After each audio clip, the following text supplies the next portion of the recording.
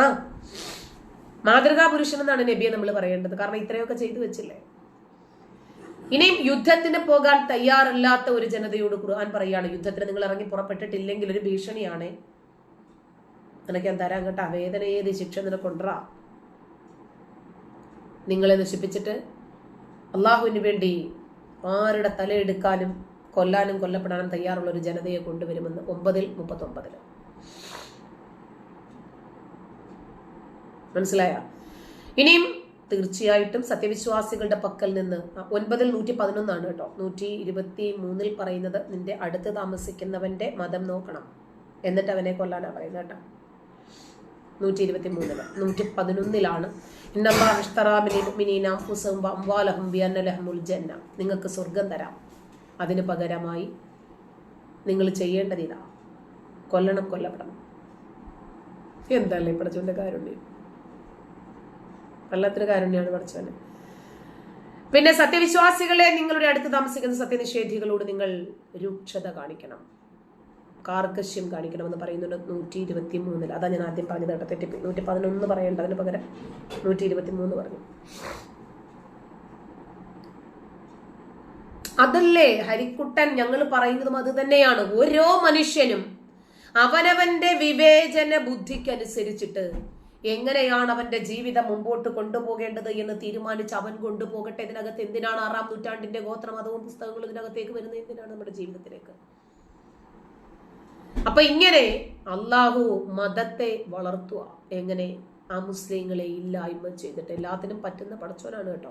ഇതൊക്കെ യുദ്ധസന്ദർഭങ്ങളിൽ ഇറങ്ങിയ ആയത്തുകളാണ്, ഇതിനൊന്നും പ്രസക്തി ഇല്ല എന്നൊക്കെ പറഞ്ഞ് തള്ളിമറിക്കുന്ന ആളുകളുണ്ട്. അവരോട് ചോദിക്കുന്നത്, ഇസ്ലാമിലെ യുദ്ധം ഏതെങ്കിലും കാലത്ത് അവസാനിക്കുമോ? ഇപ്പൊ ഇറാനും ഇസ്രായേലും തുടങ്ങി വെച്ചിട്ടുണ്ടല്ലോ.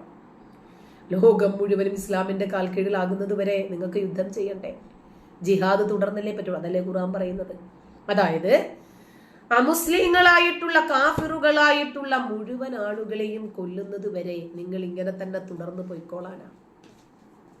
ഇനിയും ഒന്നുകൂടി, ഇസ്ലാമിന്റെ ചരിത്രത്തില് ആദ്യം അധികാരം ഒന്നുമില്ലാതിരുന്ന കാലഘട്ടത്തിൽ മമ്മദണ്ണൻ പറഞ്ഞതല്ല, പിന്നീട് വാളും അംഗസംഖ്യയും അതുപോലെ അംഗസംഘം, പണം, പോപ്പുലാരിറ്റി, അധികാരം ഇതൊക്കെ കിട്ടിക്കഴിഞ്ഞപ്പോഴത്തേക്കിന് മദീനയിലെത്തി. വർഷങ്ങൾ കഴിഞ്ഞപ്പോഴേക്ക് നബിയായിട്ട് അങ്ങോട്ട് മാറി.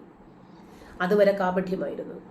അധികാരം ലഭിച്ചു, അതിനുശേഷം അദ്ദേഹം പല നിയമങ്ങളും അങ്ങോട്ട് കൊണ്ടുവന്നു. ഈ അക്രമത്തിനുള്ള ആയത്തുകളൊക്കെ മദീനയിൽ വന്നപ്പോൾ വന്നതാ. മക്കയിൽ വന്നപ്പോൾ പറഞ്ഞത് ലാ ഇക്രാഹ ഫിദ്ദീൻ, മതത്തിൽ ബലാത്കാരം വേണ്ട, അലക്കും ദീനക്കും വലിയ, നിനക്ക് നിന്റെ മതവും എനിക്ക് എന്റെ മതവും മതിയല്ലോ. പിന്നീട് അതല്ലേ 1000 രൂപ കയ്യിലുള്ളപ്പോൾ ഉള്ള നമ്മുടെ അഹങ്കാരമല്ല, 10,000 ഉള്ളപ്പോൾ. 10,000 ഉള്ളപ്പോൾ ഉള്ള ആ ധാർഷ്ട്യവും അഹങ്കാരവും അഹംഭാവവും ഒന്നും ആയിരിക്കില്ല ലക്ഷ്യമുള്ളപ്പോൾ. അപ്പൊ പിന്നെ കോടികളുള്ളപ്പോൾ പറയണു. അതുപോലെ പ്രവാചകന് കോടികൾ കൈ വന്നപ്പോൾ പ്രവാചകൻ വേറെ ഒരു മനുഷ്യനായിട്ട് അങ്ങോട്ട് മാറി, അള്ളാഹു ഇഷ്ടപ്പെടുന്ന ഒരു മനുഷ്യനായിട്ട് അങ്ങോട്ട് മാറി. അങ്ങനെ സമാധാനത്തിന്റെ വാചകങ്ങളൊക്കെ മമ്മദണ്ണൻ അങ്ങോട്ട് മനഃപൂർവ്വം മറന്നു. എന്നിട്ട് ആ കാലത്തിനൊപ്പിച്ചുള്ള സമാധാനത്തിന്റെ വചനങ്ങൾ മമ്മദണ്ണൻ പ്രാവർത്തികമാക്കി. അതാണ് നമ്മൾ ഇന്ന് കാണുന്ന ഖുർആനിനകത്തുള്ളതൊക്കെ. അതുകൊണ്ടാണ് പാകിസ്ഥാനിലെ പുരോഹിതൻ പോലും പറയുന്നത്, സ്വന്തം ജനതയ്ക്കെതിരെ ബോംബിടുന്ന ഒരു രാജ്യമല്ല ഇന്ത്യ. അപ്പോൾ സ്വന്തം മതത്തിന്റെ ആശയങ്ങളെ പോലും അംഗീകരിക്കാൻ സാധിക്കാത്ത ഒരു വിഭാഗമായി പാകിസ്ഥാനികൾ വളർന്നിരിക്കുന്നു എന്ന്. മനസ്സിലായോ? ഞാൻ വേറെ ഒരു വീഡിയോ ഉണ്ട് കേട്ടോ, ഒരു വാർത്തയാണ്. അതിനകത്ത് രസമാണ്.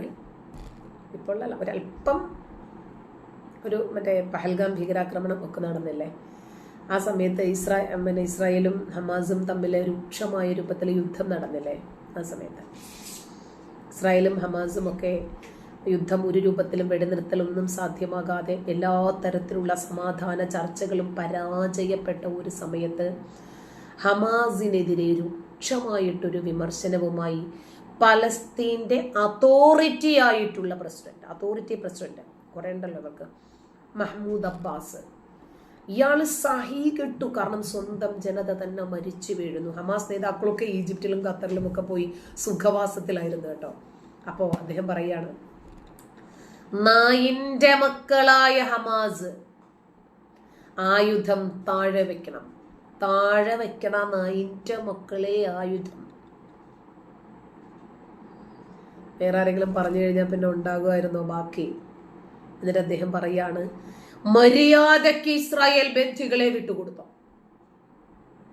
CNN റിപ്പോർട്ടാണ്, നമ്മളാരും പറയുന്നതൊന്നുമല്ല. ഇപ്പോൾ നടക്കുന്ന ഇസ്രായേലിന്റെ കൂട്ടക്കൊല അവസാനിപ്പിക്കുകയാണ് നിങ്ങൾ ആദ്യം ചെയ്യേണ്ടത്. സ്വന്തം നാടിനെയും നാട്ടുകാരെയും സംരക്ഷിക്കണം നാറികളെ എന്ന്. ഹമാസ് ഇസ്രായേലികളെ ബന്ദികളാക്കിയതിന്റെ മറയാക്കിയിട്ടാണ് ഈ ആക്രമണം അഴിച്ചുവിട്ടതെല്ലാം. എന്നിട്ട് നായിന്റെ മക്കളെ, നിങ്ങൾ ബന്ദികളെ വിട്ടയക്കൂ, അങ്ങനെ അവരുടെ ന്യായീകരണത്തിന് അന്ത്യമിടൂ എന്ന് പറഞ്ഞിട്ടാണ് അദ്ദേഹം അവസാനിപ്പിച്ചത്. 3 തവണ വിളിച്ചു കേട്ടോ നായിന്റെ മക്കളെ എന്ന്. അധിനിവേശ വെസ്റ്റ് ബാങ്കിലെ റാമല്ലയിൽ നിന്ന് സുദീർഘമായിട്ടുള്ള ടെലിവിഷൻ പ്രസംഗത്തിനിടയിലായിരുന്നു ഈ മെഹ്മൂദ് അബ്ബാസിന്റെ രൂക്ഷമായിട്ടുള്ള പരാമർശം വന്നത്.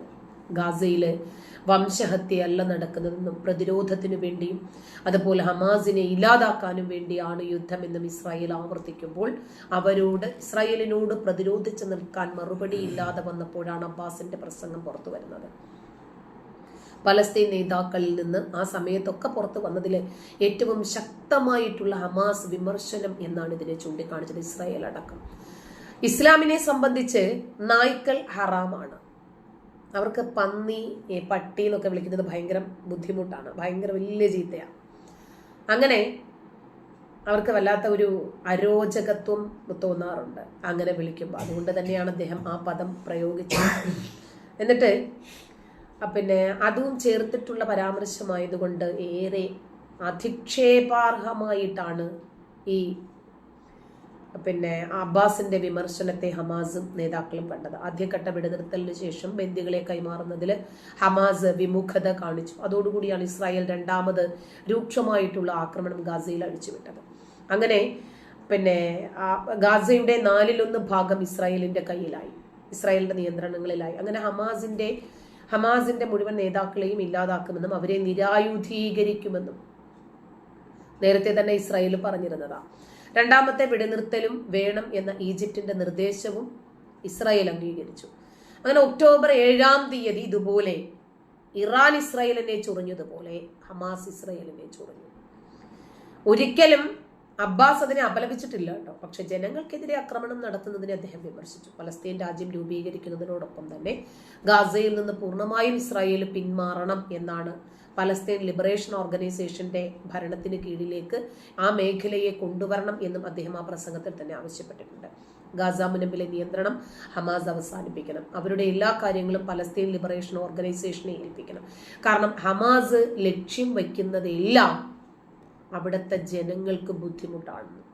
അവിടുത്തെ ജനങ്ങളായിരുന്നു അതിൻ്റെ ഏറ്റവും വലിയ അനുഭവസ്ഥർ. കാരണം ഇവിടുത്തെ നേതാക്കളൊക്കെ ബങ്കറുകളില്, ടണലുകളില്, അതല്ലെങ്കിൽ ഈജിപ്തില്, ഖത്തറിലൊക്കെ പോയി സുഖവാസത്തിലാണ്. ആ സമയത്ത് ഇവരുടെ ഇടയ്ക്ക് കിടന്ന് ബുദ്ധിമുട്ട് അനുഭവിക്കുന്നത് മൊത്തവും അവിടുത്തെ സാധാരണക്കാരായിട്ടുള്ള സ്ത്രീകളും കുട്ടികളുമാണ്. അതുകൊണ്ട് തന്നെയാണ് ഗാസയിലെ ജനങ്ങൾ തന്നെ പലസ്തീനെതിരെ ശക്തമായി തിരിയാൻ കാരണം. ഹമാസ് മര്യാദയ്ക്ക് ഗാസയിൽ നിന്ന് പുറത്തു പൊയ്ക്കോളൂ എന്ന് പറഞ്ഞ് ഗാസയിൽ തന്നെ വലിയ രൂപത്തിൽ ഒരു പ്രതിഷേധമുണ്ടാക്കാൻ കാരണം തന്നെ ഹമാസ് ചെയ്യുന്ന നിരുത്തരവാദപരമായിട്ടുള്ള പ്രവർത്തനങ്ങളായി.